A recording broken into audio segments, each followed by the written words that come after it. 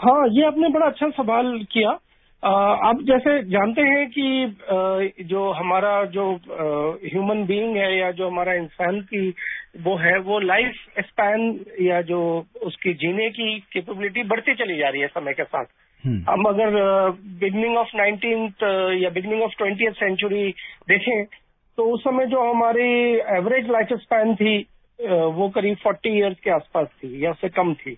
और अगर अब हम अब 21st सेंचुरी देखें तो वो करीब करीब अब 90-100 साल तक को भी रीच कर रही है। तो डबल से ज्यादा हमारी लाइफ स्पैन बढ़ गई है इस दौरान। तो हमने लेकिन जो पिछले सेंचुरी में हमने देखा कि हमने कंट्रोल पाया एक तो वाटर बॉर्न डिजीजेस से कि हमने ये जाना कि जो फूड प्रोडक्ट्स होते हैं और अगर जो हम बाहर से फल वगैरह खाते थे अगर हम उसको बिना धो के खाते थे तो इन्फेक्शन होने का रिस्क ज्यादा होता था। और हम पहले आपको पता है कि टैप वाटर ही यूज करते थे और कहीं से भी पानी यूज कर लेते थे जिससे कि ये जो वाटर बॉर्न डिजीजेस बहुत कॉमन होती थी।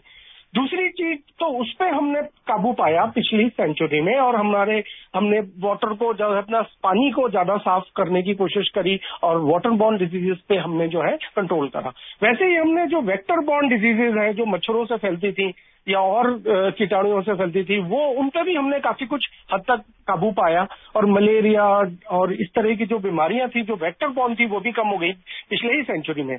लेकिन मुझे लगता है कि जो इस सेंचुरी में स्पेशली कोरोना आने के बाद अब हमने जो है एयरबॉर्न डिजीजेस पे भी कंट्रोल पाना सीखा है और मेरे को लगता है ये एक लाइफस्टाइल चेंज हुआ है।